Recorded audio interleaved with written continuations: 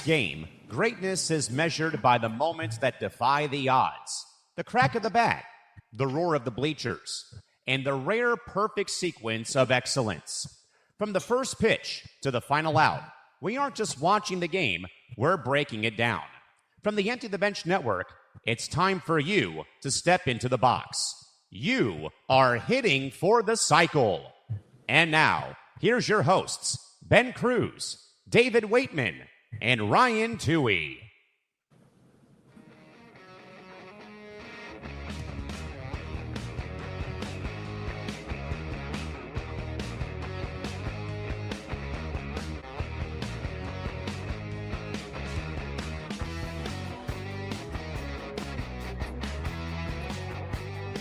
Hello everyone, and welcome to another edition of Hitting for the Cycle. I'm your host, Ben Cruz, alongside my co-host, David Waitman. David, hope you're doing really well, my friend. We got week 2 in the books now for the MLB baseball season. So how are you doing? Doing good. Enjoying the first couple weeks of the season. Like we all think is going to happen. April has been unpredictable with all the teams in terms of how they've been playing, how they're doing in terms of wins and losses, injuries. It's April baseball.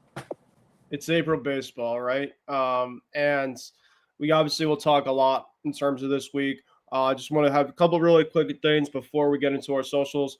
Ryan is out this week. He is actually down south. He is watching his Yankees take on the Tampa Bay Rays. At that, I will not say what it is because I've been there. It's just it's a dump at Tropicana Field, and I'll have Ryan tell what he thinks next week about it. But hopefully he has a great time. Hopefully he has a great time down in Florida, enjoying some sun.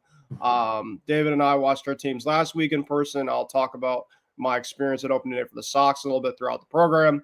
And congratulations to Michigan on winning the March Madness. As a UConn fan, I was a little bit upset, but you know, we had a great year. We had a great run.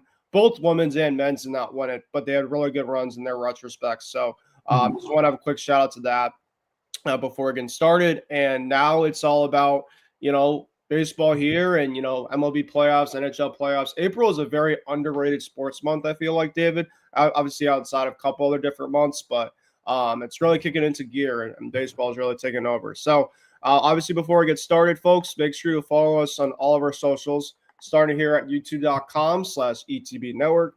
Also, make sure to follow the Empty the Bench podcast network at ETB Network. Also, make sure to follow Hitting for the Cycle at HFTC ETB. And also make sure to follow us on X or Twitter, me at BCruz90. Follow Ryan at R2E97. And also follow David at Waitman Stats. All right, so like we mentioned, David, week 2 is officially in the books, and what we basically are going to do is what we did last week is we're going to go into our overall team recaps, and then obviously we're going to get around the league, and then later on in the program we're going to talk about some injuries that transpired. We have a lot of injuries. I wish Ryan was on the program because Ryan would have been in his glory talking about all the injuries around the league, but instead we might have to go, me and you, I might have to do a combination of how to do it, so there's a lot. Yeah. We're going to also talk about the Red Sox. My Red Sox and the Blue Jays starting off really tough to start the year. There might be a little bit glimmer of hope, though, with the Sox, so I'll talk about that in a bit. The Pirates inked up their long-term guy. They're prospecting Kane and Konnor Griffin to a long-term deal. And then, of course, we'll talk about some stuff around the league if we get the chance to. But let's get now into the Week 2 recaps, and I will start first with my Boston Red Sox. So, obviously, last week, the Red Sox came off an absolute brutal, and I mean brutal start the season on the road, and they went back home to have a homestand with the Padres and with the Brewers. I was at the park on Friday last week, and let me tell you, David, I've been to many games at Fenway Park as a kid. Obviously getting up there, a lot of really fun atmospheres and games. This atmosphere for a 1-5 team coming in and just going to the park, and maybe it was just because of the home opener, was electric. It was an incredible atmosphere that I was at. Fenway. It was a Friday. The weather was actually really kind of in question coming in, And I was actually wearing this jacket that I brought up. We drove up. My brother and I drove up 2.5 hours up, 2.5 hours back the same day. Well, 2 hours, 10 minutes around there because we take the train in. Right. But it's a long day in itself. But obviously had a great day. But what we wanted to have, of course, was a Red Sox win to pretty much hold for everything. And going up, seeing my buddies up there. Well, actually, one of my friends from college, David, sells programs at Fenway Park. So I got to see him before the game, and then we got to go in and, obviously just enjoy, sights and sounds. They actually honored the 1986 team before the game. Again, obviously, they played the Mets, so they honored. Right. They obviously did all the intros and everything. It was just such a fun type of atmosphere, just something different. And maybe a home opener at Fenway might be starting to become my tradition after what I saw this past week. But the Red Sox on Friday, last week against the Padres, had a really fun 5-2 victory. Like I said, they really had a lot of things going right for the team. Sonny Gray in his second start pitched, and he pitched really well. He went 6 innings, 2 earned runs, only 3 strikeouts. But Sonny, after a really lackluster first start, really pitched well. He gave the Red Sox what they needed, and that was length, because the Red Sox on the road trip really struggled with getting their starters with length. And he pitched really well. A lot of weak contact, and I think that's probably what Sonny has to do as a number 2 starter. He's not going to overpower guys with overall with his stuff, but for a number 2 guy, Garrett Crochet is going to be throwing the heat. Let Sonny be the guy that will just give you innings and give weak contact, and that's what he did. So the Red Sox in the 3rd and 4th inning, Ceddanne Rafael with an RBI single. Caleb Durbin. I was at Caleb Durbin's first game he got a hit. So my brother and I were very excited about that. My brother legitimately predicted on the car ride up to Boston. He said, Caleb Durbin will get a hit. I looked at him funny. I'm like, all right, we'll see. So and behold, my brother was right. He got RBI single, made it 2-0. However, in the 5th inning, the Padres did not back down easily. There was a little bit of really weird defense, though, in the 5th, because Sonny was cruising and Ceddanne Rafael on a hit by Miguel Andujar. Ceddanne was trying to catch the ball in the sun. He didn't have his sunglasses on, and he lost the ball in the sun, and it turned into a triple. The falling batter guarantees with an RBI single, and then later on the inning, Luis Campusano with a 2-out double. So kind of frustrating, but you know what? The Red Sox decided to say, well, we're going to respond from that 5th inning and get more runs. And Wilson Contreras, a lot of the first kind of happened for the Red Sox, the game I was at. And Wilson Contreras in an absolute nuke of a homer over the monster. And then goes on a first pitch by Michael Caine, made it 3-2. And then this was probably my favorite moment. A lefty came in after Caine left the game. And the first pitch, Marcelo Meyer, lefty on left, hit a ball to right field, and it was a really fly ball. But obviously in April, obviously the wind could obviously carry a lot of the deep balls. And from where I was sitting, I could just see that the crack of the bat, I could start to see that the ball was getting closer to Fernando Tatis Jr., and then the ball just kept carrying. And you could just see the crowd just start to get up and up. And then boom, it went into the Fernando had a really good effort too. I thought he robbed it for a second, went over Tatis into the bullpen, and it was a big homer to get the Red Sox from 3-2 up to 5-2. And then the pitching staff was incredible that day. They went to Greg Weisser for an inning, Justin Slayton for an inning, and then Chapman to close it out. Red Sox with a 5-2 victory. Great vibes, great game. So that was awesome to see for my first game at Fenway for the year. However, the last 2 games weren't as good. And the second game, the Padres got a go-ahead run on Chapman. He gave up a hit to Tatis, and then he gave up another hit to Ramon Laureano. Red Sox didn't do anything in the 9th because Mason Miller is absolutely disgusting. Red Sox lose 3-2. This game on Easter really pissed me off. This was one of the games they should have won. There was obviously no explanation about it. The Red Sox get up in the bottom of the 3rd to a 4-0 lead. Ranger Suarez, and so far, David, our boy Ranger has had a little bit of struggle so far of the year. I'm obviously not going to, lose faith on him. Right. However, you have a 4-0 lead. You got to be able to, keep that, after the 3rd inning, and got into a lot of trouble in the 4th. Gave up a RBI single to Jackson Merrill. I think it was a 2-out RBI single to Nick Castellanos. Made it 4-3, and all of a sudden you're like, oh, here we go. Greg Weisser comes in. Greg Weisser gives a 3-run homer to Machado. Red Sox blow a 4-0 lead. They tied actually up on a Masataka single RBI single. However, right afterward, Red Sox give it right back up in the following inning with a homer by Merrill, sac fly by Tatis in the ninth. Red Sox lose 8-6. Now we go to the Brewers series. The Brewers series, obviously, on Monday. Kind of similar. The Red Sox get up to a 3-0 lead in the bottom of the third inning.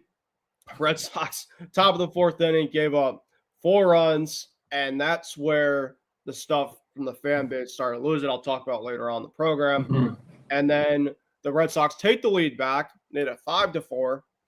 And it was Contreras RBI double. There was a little bit of altercation between Contreras that went on throughout the game with one of their pitchers. These obviously Contreras has been with the Cardinals, so he's had a little bit of a feud with that division.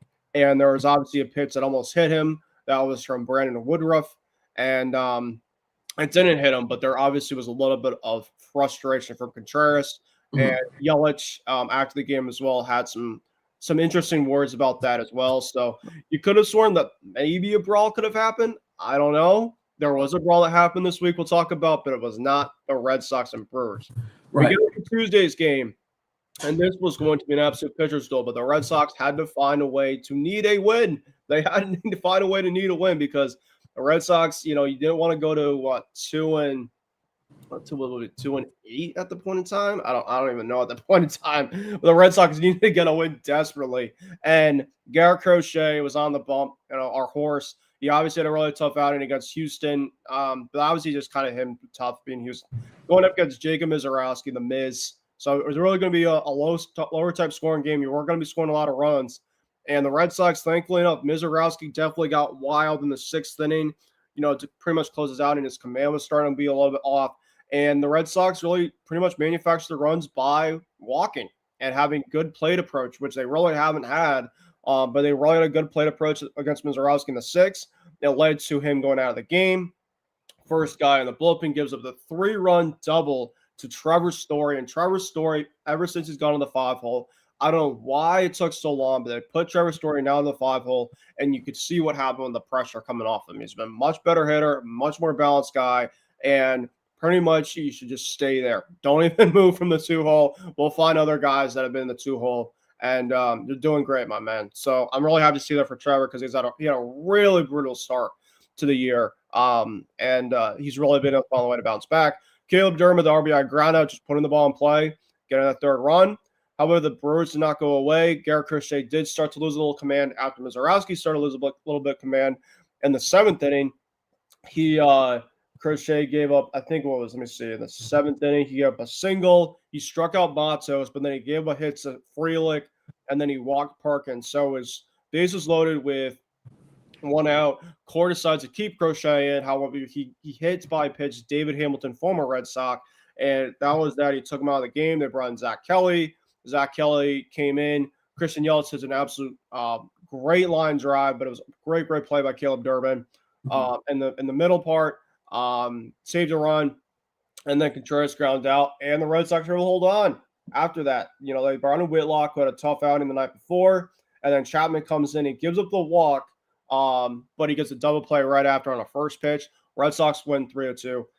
Then you're like, okay, so you win yesterday. Now if you find a way to win yesterday, you kind of feel a little bit gooder. It's not great, but you'd rather be 4-8 and kind of be like, all right, there's a little bit of something there. You had to win a series, and that's what the Red Sox did. I thought yesterday, David, for the Red Sox was their most complete game. At the bottom, and it's more impressive too because a lot of the times a weekday getaway type of game, you feel like sometimes there might be a little bit of rustiness, or just like you kind of fall flat a little bit. It's just kind of like just one of those days where it's like a getaway type of games all just kind of weird, kind of in that sense. But yesterday the Red Sox had a really good approach, and a really good approach against a guy in Shane Jerome, who's a former Red Sox pitcher in their farm system.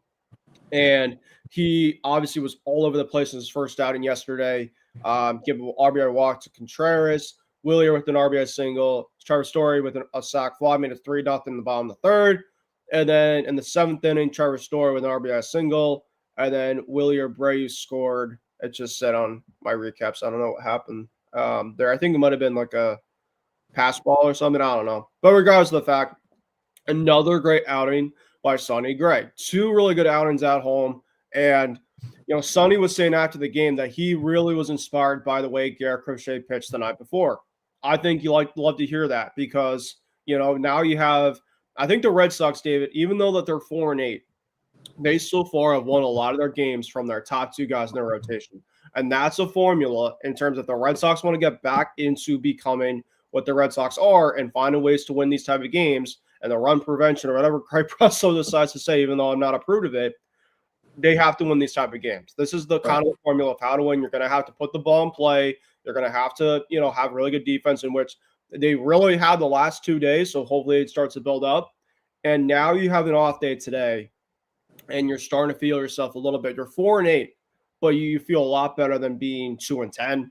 Definitely. You feel a lot better. And the Red Sox legitimately were worse than a lot of teams before they won their third game, on Tuesday. So, the bats, I thought the bats, David, have actually been really, really good for about a week or so. The pitching that wasn't getting enough. It was their bullpen that was getting taxed out. It was their defense that was basically letting down and giving up a lot of the runs, giving up a lot of home run ball.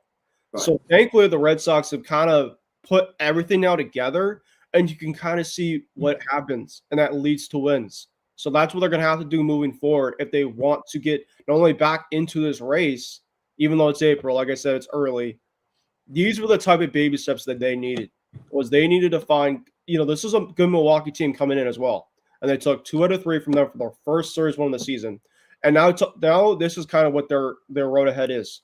To go 3 in St. Louis, which I feel like St. Louis is a very beatable team. Right. I think that, obviously the Red Sox currently are a team right now that could probably lose to a lot of teams, but also they could beat teams. That's kind of what baseball is. But then after that, you go to Minnesota to take on the Twins. The Red Sox have done pretty well against the Twins.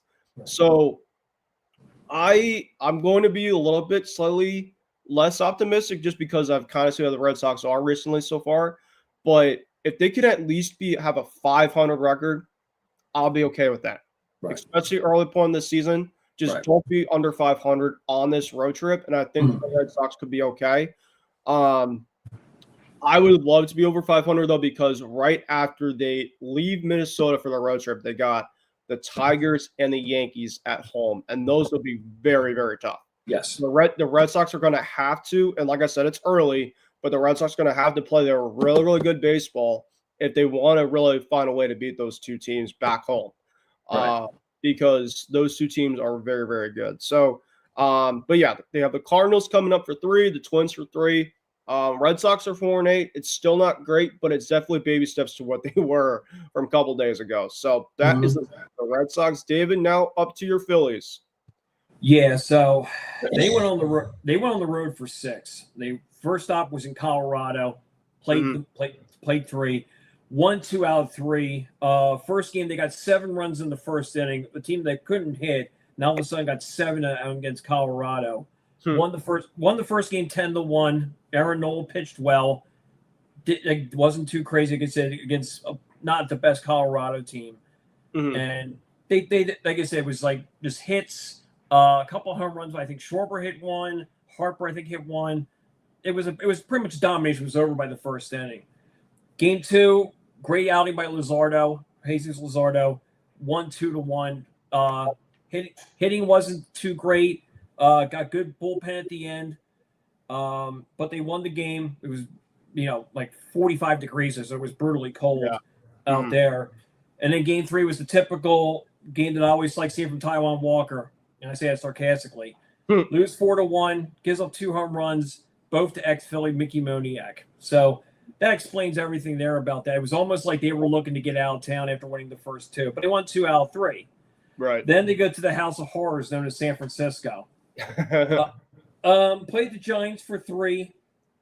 And I have to pull this up. Let me see. I'll have to pull up later, but like I said, there's some stats here that are just amazing what happened now in San Francisco. So game 1, Andrew Painter pitched, did not have the best outing. He went like 5 or 6 innings, gave up 4 runs and like 9 hits. But it's a rookie, and they were down 4-0. Then sure enough, they come back and they get, was it 2 in the 5th or was it 2 in the whatever? They got 4 in the 7th. came back and won 6-4. It was the first time they won an opening series game in San Francisco since 2014. Wow. Yes. That's crazy. That is how bad it is. Like I said, there's numerous stats going on with the San Francisco thing. It's crazy.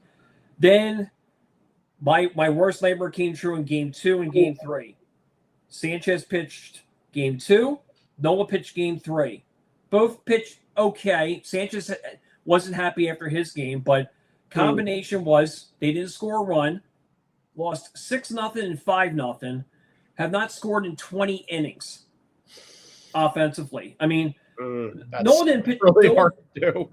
Nola didn't pitch bad yesterday, but here's the thing. I want to also give this person props. His name's Jeff Kerr. He's a reporter in the Philadelphia area. He covers with one of the beat guys. So he brought a couple stats that caught my attention yesterday. I'm just trying to figure it out. Okay, here we go. So since 2014, going into yesterday's game, the Phillies are 7-24 in San Francisco. That's number one. Number 2 stat. Here's another one. The Phillies 5-hole hitters. So that's been Bryson Stott, and there's been some other ones. They're batting .214 this year, and they're 26th in the league. 0 home runs from the 5-hole batter and .562 OPS, 21st in the league. And then finally, it's amazing. Okay, this is where I even saw this morning too. The Phillies against left-handed pitchers. So if it was against Garrett Crochet type, we'll give you an example. Yeah. Batting average 156, worst in baseball. On base percentage 268, 27th in the league. Slugging percentage 242, 29th in the league. OPS 510, 28th in the league. So that's the problem with Philly right now. Their pitching is good. Sometimes it's bad, whatever else. The thing is, these bats are horrible. And the thing that annoys all Philadelphia fans and whatever else is Rob Thompson saying the same thing over and over. I believe in these guys. And when he does that, it's just like, and they didn't fire anybody. They gave the hitting coach, Kevin Long, the extension. So right now, like I said, they're off today, and they probably told them to get away from the park. Now you have a 9-game homestand. Diamondbacks, Cubs, who are beat up, and we'll talk more about them, and the Braves. And the thing is, I look at this and you go, well, they can maybe get 2 out of 3, or they do this, whatever else. I honestly don't even know with this hitting. You just don't know. I mean, they might have a game like this weekend. It's Luzardo, Walker, and Painter are pitching. They might all pitch great, but with this batting, you might lose all 3 to Arizona. I mean, you just don't know. You don't know. It's a Jekyll and Hyde hitting team. And then, it's just the same thing. And, well, we're this, and we should be top 10, and we should be this. But they're not. They're just bad. And they won't change the lineup. That's the other thing. They don't move guys around. It's just, here's the same lineup over and over again. Yeah. Now, like we said, baseball is just a game of roller coasters. And, I did see that my boy Rafi hit a homer yesterday as well for the Giants. So even though your team lost, I was happy he did that. So I feel for you on that for sure. But yeah, no, I agree. I mean, the Phillies, I didn't know how staggering they were against lefty pitchers. I'll say that. The Red Sox have had their problems against lefties as well. So it makes it feel better. You're not the only one, to say the least. But wow. But all right, so I'll go around the league as well too. Really quick. So the Yankees, Ryan's team, they're 8-3. Right. They're still in first place. They took 2-3 against Miami, and they have the third game today at 1:00 or 1:30 against the A's. They lost 3-2 yesterday. So that's Ryan's team. Actually, let's see. They have the Rays, obviously, because he's down there this weekend. Right. And then they go back home. Okay, that's interesting. So they had a homestand, a quick road trip, and then they're back home for Anaheim and Kansas City. All right, so that's Ryan's team. And then around the league as well, Atlanta's in first place. Cincinnati's in first place. Well, actually, Cincinnati and Milwaukee are tied, 8-4. Pittsburgh's had a really good start. I mean, they're 7-5. The one team, though, has been Colorado. Yeah. They had a series, was it sweep of the Astros? Yes. And they already eclipsed, I think, their series sweeps from last year already, or something. There's that already out there. Yeah. Which is absolutely crazy. Yeah. So, Colorado, or October. Is it back? Probably not. But No. you know, that's why we have a lot of overreactions and fun with it. So that is that for week 2 of the recaps. It went about 30 minutes, which I was kind of assuming so. But let's go into the injuries now around the league. So the injuries are absolutely piling up like crazy. And all of these guys that are right here are currently going with something. But obviously, kind of the headline of it is Juan Soto. And Soto, you know, for Met fans, of course, he rounded second base. He was going to third base. And you're thinking to yourself, well, there probably wasn't much there. And then they said during the broadcast, because I did watch the game, that, you know, Juan Soto left the game. You know, that's obviously something to kind of monitor. He's obviously their best hitter. And, you know, so they obviously got it from MRI. Soto said during the media, I think the day or two after, he said he doesn't think it's going to be serious. They obviously wanted to take a look at it. And he has a calf strain from what I'm pretty sure if I remember. And he's only going to be, you know, I think gone for whatever the 10, 15 days are going to be. So it seems pretty optimistic. You know, calves are never something to mess with, especially. So if he feels like that's going to be the case, I think the Met fans and the Mets definitely dodged a bullet, to say the least, because that could have been a multiple month type of thing. Mm-hmm. So he's probably going to be back by the end of the month, which I think is pretty good. A couple other guys, and for two teams specifically with pitching, Hunter Brown and Christian Javier. Javier left the game yesterday for the Astros after his first inning against the Colorado Rockies, and Hunter Brown is going to be on the shelf for about, is it 4 or 6 weeks, David? I'm pretty sure. He just went a few weeks, but it sounds like it's going to be long term. Well, 4 weeks is about a few weeks anyway, so I'll kind of go from there. Yeah.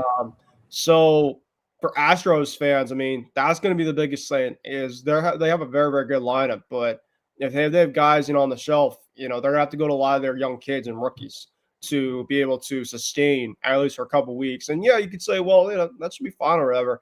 Hunter Brown is a massive loss. I mean, he's he's a top 5 AL pitcher in the game. So, you know, you're going to have to really win by a lot of their games with their offense, which of course they can do, but they just got swept by Colorado. They give a lot of runs. And so, you know, you can kind of have an overall of what could be if the Astros allow their games, is they don't get a lot of good pitching, you know, if they're left some guys down. Jake Myers also left the game as well yesterday. He's kind of a Swiss Army knife piece for them. He's a very good piece for them. And then, of course, you know, my boy Mookie, he's hurt again. Unfortunately, that's a shocker with Mookie the last couple of years. He's just never been healthy. And then Alejandro Kirk. This is kind of a bigger one. He has a fractured thumb. Right. And the Jays have really gone off to a really tough start to the season. He's one of their mainstay guys when it comes to catch framing, being just a really good backstopper, being one of their good offensive players in their lineup. And he's going to be out for multiple months from what it sounds like. So out of all of these guys, and Cade Horton is out for the year, right? Horton's out for the year with a UCL, and then their other pitcher, Matt Boyd's out because he's on a bicep strain. So there's 2 pitchers right there for the Cubs. They just had to call up Assad from AAA, and he's going to be starting this weekend. So the Cubs are got some problems, and then Ian Happ's hurt. So the Cubs are just piling on the injuries right now. The worst. I mean, it's early, but still, it's just an awful time to get this going. Yeah, I mean, you guys are facing the Cubs next week, and I guess, you know, if there was a silver line, I mean, injuries, of course, you never wish for at all, but you might be catching the Cubs at a pretty good time in terms of what they're going through. But that, you know, you never know. You never know essentially what happens in baseball. It's just such a weird game where you feel like, you know, even injuries happen, and obviously they're better without the injuries, or, you know, the other team just doesn't show up. That's why we obviously watch and you know, play the games. Mike Trout did get hurt. They were like, we're saying, well, here we go again, but it seems like he's okay. He was in the lineup, I think, yesterday for the Angels. So we'll see. I think it was on his hand. So, you know, hopefully that obviously is something that doesn't obviously linger throughout the season. So that is that. All right. So next is going to be my baseball team and the Jays having an absolute mess to start the season. And I do wish I had some clips on essentially what's going on with, you know, the Red Sox, but I kind of really overall just kind of recapped at least earlier on, when we were going through our team reports of what this team is going through. And yes, they won their last 2 games, David, but I do think that we're not all of a sudden saying, "Oh, we're back." It's a long roller coaster type of season, and I mean, they're 2-8, and that was one of their worst starts in franchise history. The Red Sox have always been known to have slow starts, and for a team that a lot of people were saying that they didn't do enough offensively in the department. Yes, they added Willis Contreras, but you needed to add more. You needed to add more thump, and they decided to not go for the power because they didn't want to pay guys. They could have paid a guy like Pete Alonso. They decided not to, right? So they're going for more of a run prevention and defensive type of approach. They were abysmal in terms of the whole entire weekend against the Padres. Obviously, outside the game I was at, they were terrible in the first game against the Brewers. Yeah, they were better last 2, and hopefully that's for signs to come. But the big picture is I have seen this story before for the last several years. This is just a little sample size that I'm seeing right now. This is the Red Sox, in terms of pretty much the players that they bring in. You lost Alex Bregman. This overall type of team has been a team that is just not the team from what I remember. Teams of, guys are put in the right spot. They're essentially every single day, Alex Cora has been reshuffling the lineup. And you can say, well, why does he keep on doing this? It's because they don't have a set lineup for what they have. They're putting guys in the wrong spots. Masataka Yoshida has been arguing one of their hotter hitters to start the year, but there's no room for him because he's a designated hitter, and you have other guys. The outfield is absolutely crowded. Roman Anthony, and I love my boy Rome, but man, oh man, his arm is a massive problem. And I don't know if there's anything behind it, but I mean, he had a play on Monday in which he legitimately did not even get the ball to home plate on like 2 bounces. It was like 4 or 5. It was such an embarrassing throw. Right. And the guy at third base, I think it might have been Yelich or something. Well, not even a fast runner. He was legitimately starting to literally rounding third base. He wasn't even into like halfway to home, and he scored easily because of how bad the throw was. So there still is a lot of issues with this team, and that's where the fan base started to have the first 2 games of the Brewers series chanting "Sell the team, sell the team," and you can see an audio of John Henry, who was there in person. I think it was the Monday or Tuesday game, in which he could literally hear and kind of like just having like an overall face of like looking around and like, what are they talking about? And he's like, oh, sell the team. And it's like, it's almost like, yeah, John, like and I mean, granted, I mean, it's still early in the season, but we're tired of the consistency of the sloppiness defensively. Pitching has just been a train wreck a lot of the time. I mean, I think Ranger Suarez, David, is a fun piece to have. Right. But if you told me if I'm going to pay Bregman or pay Ranger Suarez, I'm picking Alex Bregman because he is a guy from last year who was a leader that you lost. And this type of team does not really have a type of leadership to kind of, rally the troops when things go bad. You can kind of see, at least early in the season, the team was deflated. And, saw the last couple of days, they are much in better spirits because they won games. But, baseball's a roller coaster type of run.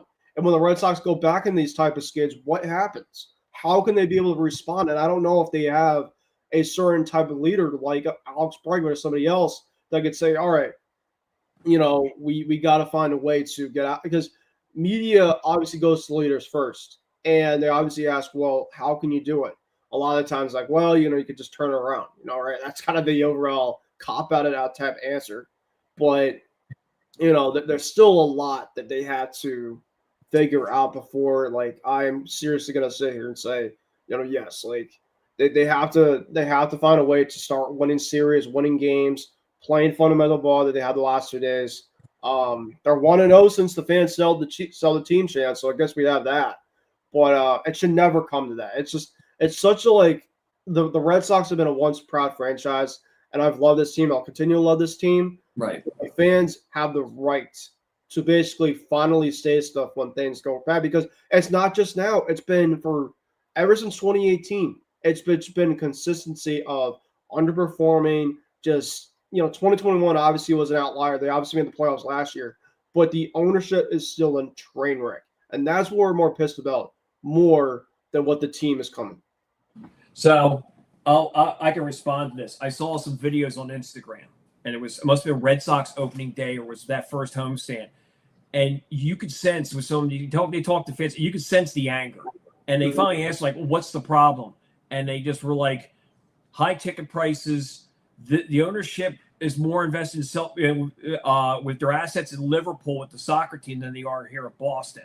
Easily. And then it was something else. And then it was just like, the thing came up with Bregman. That seems like I think that's where the ownership really, I guess you could say, fumbled the ball. Like, the whole thing was like, they get Bregman, Devers isn't happy. Okay, they deal him to Frisco. Now, and Bregman probably looked at this and was like, well, I could be, and they probably should have locked him up there after they made the move. They should, during the season, go, we'll pay you what you want. You want 30 million, 7 for 210, whatever it was. He probably looked at this and goes, there's a lot of young kids. I want to win now because I'm, in the second half of my career. Cubs probably said, here's this. Look at this roster. What do you think? Can you fit in here as a leader? All right, give me the contract. And then the Red Sox were just like, I don't know what we do now. I guess we're going to go with the young kids. So it's probably just everything that, like you said, it's been building up. And this ownership is never going to change until, like, more or less, like, one of them has to die off. Because they're not going to probably sell. They look at this and go, man, we're a juggernaut. We're making tons of dough. We're selling that lobster poutine and whatever it may be, just whatever it is. It's just like, and they're like, why should we sell? Everybody's coming to the place. We're sold out all the time, and we're just going to run with these young kids. And like the one fan was like, yeah, we did this, and now we have Caleb Durbin at third base. He goes, what the hell's he doing in third for? Like, it was just, you could tell the frustration and annoyance up there in Boston. And I'll say this too. The Red Sox don't have one single guy on this team from 2018. Not one. I can believe that. That is a complete and utter embarrassment to the overall outlook of the front office, because that should not happen. 2018 was one of the most dominant teams that the Red Sox had. So you would think for a organization in a big market to keep almost at least half those guys, but not lose everybody. They lost Sale, they lost Nathan Eovaldi, they lost a ton of guys, but obviously the ones that are absolutely no excuses not to keep long term. Rafael Devers, are you kidding me? Are you kidding me? Granted, yes, you lost in the National League, but still, that is an embarrassment. Then you decide to say, well, all right, we lost him, we'll go to Alex Bregman. Fine, I'm okay with it. But you got to be able to pay him long term. Yeah. This offseason, Alex Bregman decides to opt out. I'm thinking, all right, he's going to find. Alex Bregman said, well, thinking to himself, I'd probably stay if, give me opt years and stuff like that. Never did. They decided to cheap out. He walks. Kyle Schwarber could have been a guy. You could have rallied around. You got him at the trade deadline in 2021. Never kept him. Mookie Betts. I mean, that's obviously the big one. The trade that you got back, pretty much everybody's gone besides Connor Juan, and he's a backup catcher. So the way that they run their business is a testament to what the fans react to, and that's what they should be doing. So, yeah, I mean, it's April. It was Easter, and they started to tell the team.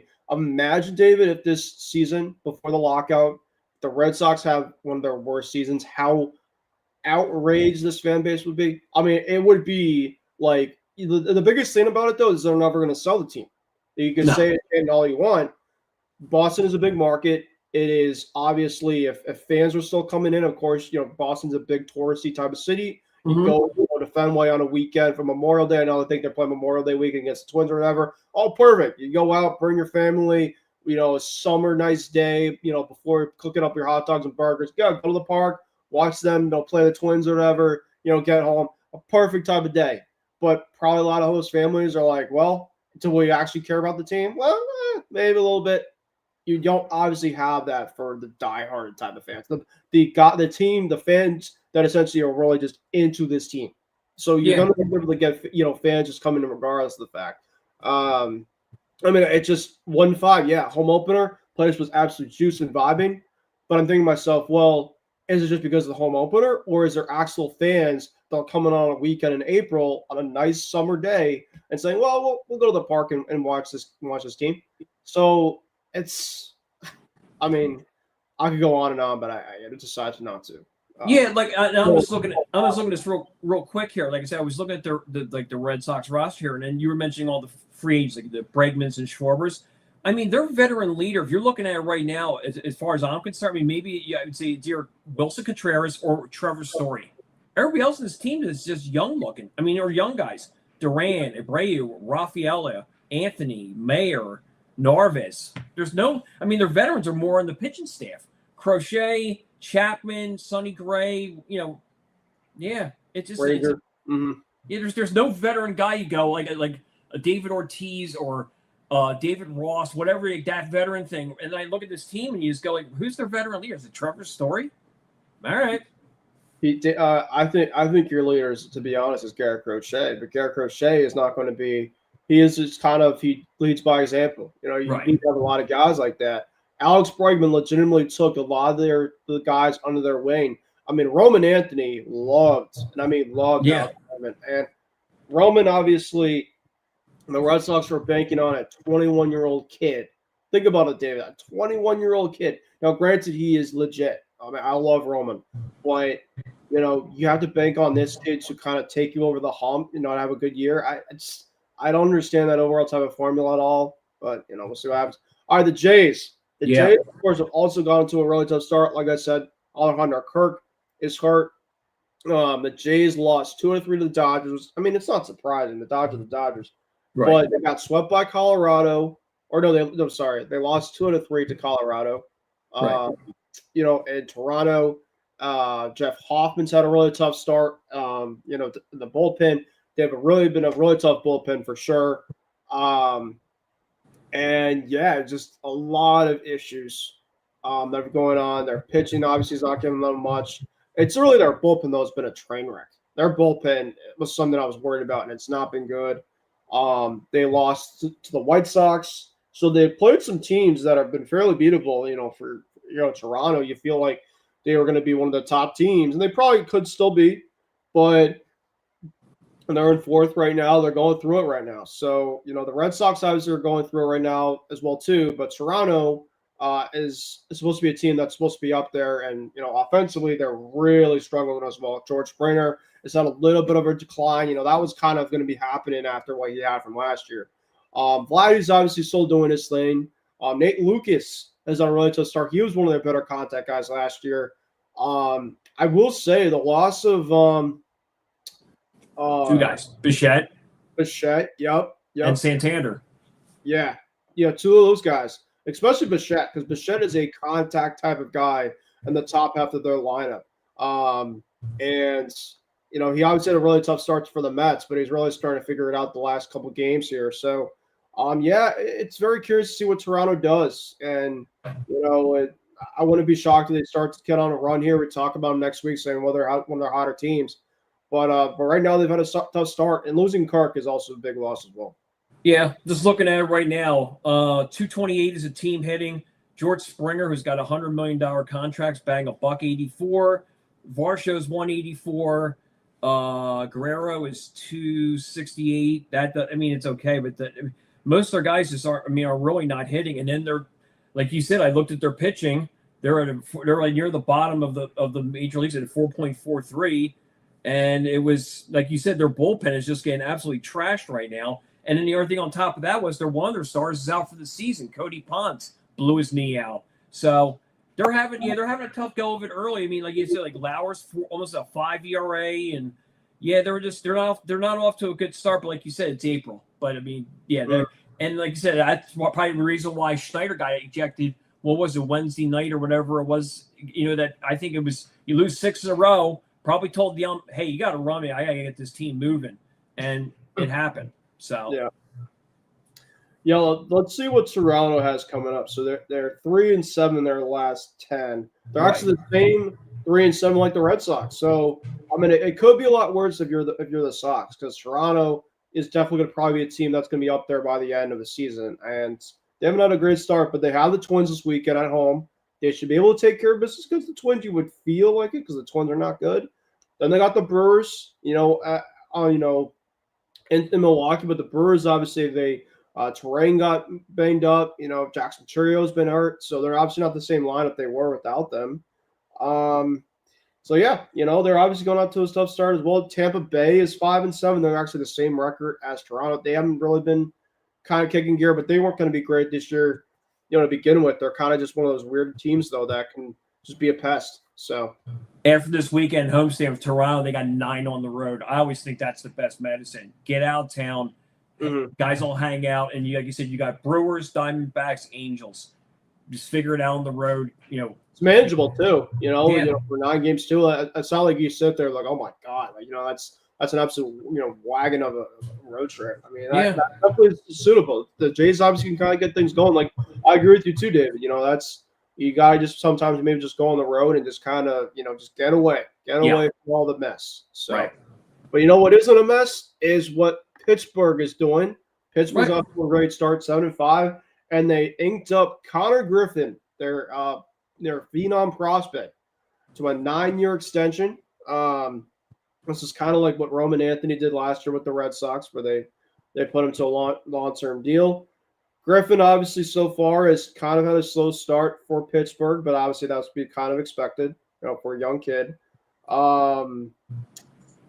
Batting, 167 with a 273 OBP, 222 slug, 495 OBP. But it's 6 games into his career. He's going to be fine. He is a freak of nature. He's a stud. And, it's going to take him time, though, for sure. Kind of like Roman. Roman obviously had a tough start last year, but then obviously really starting to kind of click. And he turned into arguably one of the top prospects in all of baseball if he didn't get hurt. So that's kind of everything you kind of have to say. Do you have the overall terms, David? Right? On Griffin, it was 9 years. It was what 135. I thought I saw 140, but then let me just make sure I get this correct so I don't mess anything up. 9 years, 140. 140. Okay, I knew it was close. Yeah. So, 140. That was from Bat Passam and Buster Olney. It's the largest guarantee in Pirates history for, I guess, just in general. So, good for Pittsburgh. Good for Pittsburgh to do this. This is what I'm talking about in terms of for a lower market type of team to sign your guys. And Konnor Griffin is a guy in which Pirate fans not only are going to love, but I think that Griffin is going to be really embracing that type of city. You actually hear what Paul Skeens said yesterday, David, about this? No, I didn't. So Paul Skeens got asked before their game yesterday about the extension. And he said, and I don't read the tea leaves a little bit, because, a lot of people are saying, well, is Skeens going to ever leave Pittsburgh? Paul Skeens said yesterday that he is going to be the best player on Pittsburgh for a very long time. Yeah. And I thought to myself, because, Paul Skeens, I mean, you're talking about yourself, bro. You are a freak. You're arguably probably the best player on this team. But then you talk about this guy being for a long time. And he's like, maybe it's just because, he's giving the props and stuff, which of course I respect about. But, for his own self, what could be his outlook? Because Paul Skeens deserves to be on a team that's in the playoffs. I mean, he is that overall type of guy. He is, obviously, with the model right now, he's living the life. Paul Skeens he obviously pitched phenomenal in the World Baseball Classic. And teams like the Yankees, probably were interested with Paul Skeens already.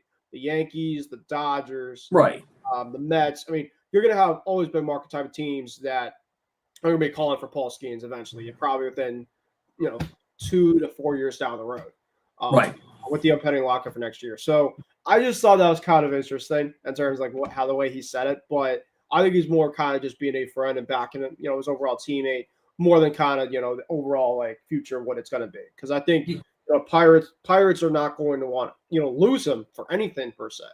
Right. But obviously small market type of teams, they typically don't pay their stars.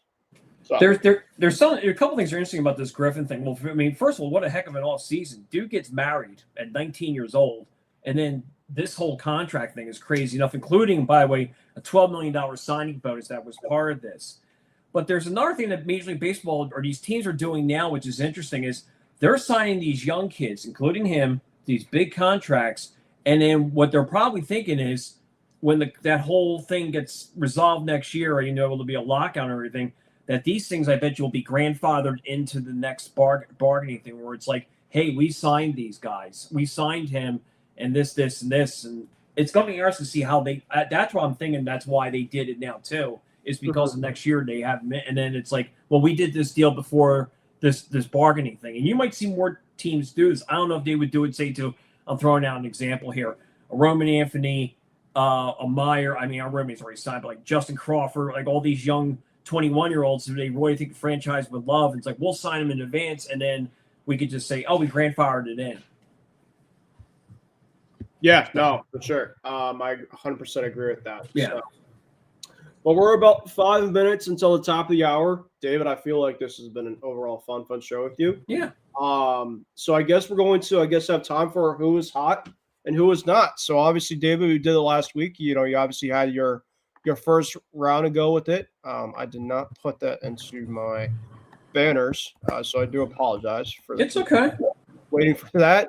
But David, do you have your who is hot, who is not for week 2 of the season? I actually didn't, but the one thing that keeps popping in my head, and I talked about it, like you said, I saw some highlights, whatever else. There was a couple guys.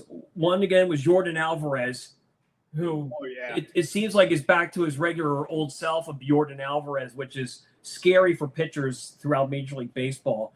He hit one ball last week. I forget who it was against at home, 475 feet.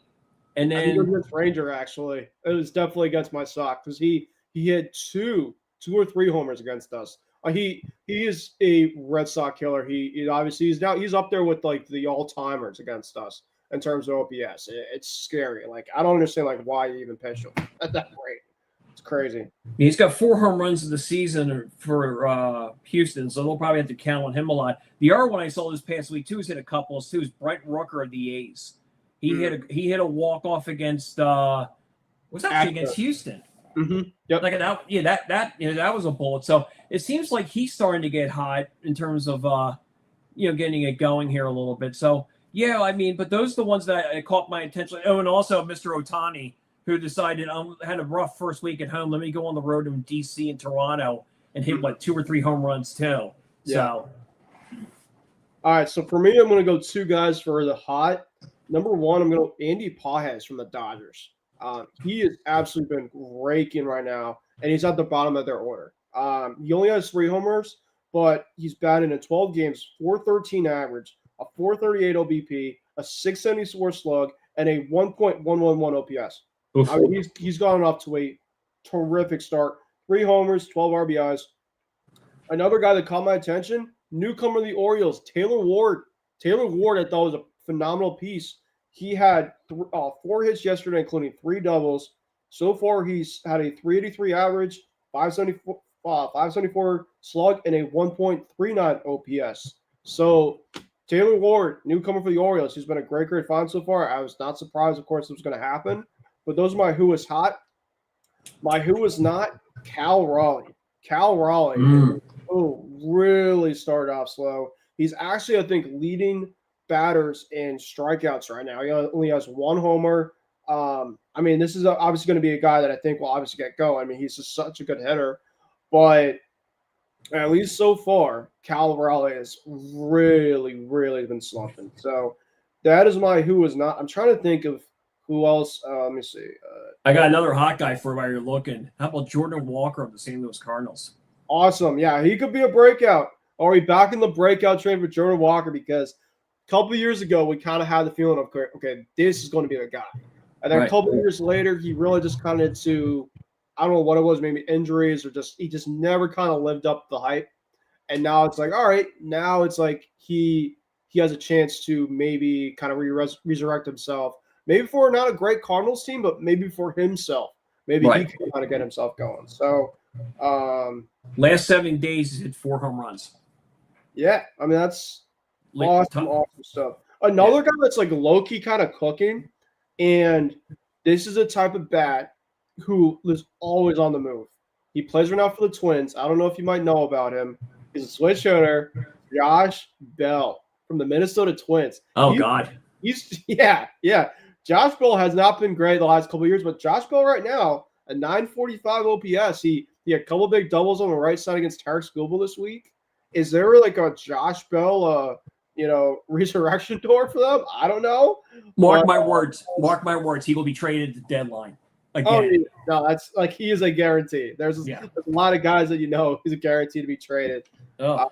He is the Russell Westbrook, I guess, of baseball when it comes to just getting moved around left and right now. Gosh, wow. But that is that. Yeah. All right, David, thank you for coming on, my friend, for this week. Another edition of Hitting for the Cycle as usual. Make sure, of course, folks, to follow us on all of our socials down on the ticker bar down below. Like I had earlier on the program, on YouTube, ETB Network. Make sure to follow Hitting for the Cycle, HFTC ETB.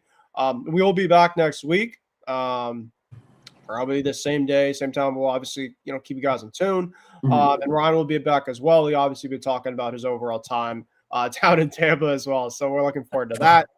And so obviously we'll see how our teams do for next week on week 3. But until then, thank you guys for watching. Have a great weekend. We will see you guys next time.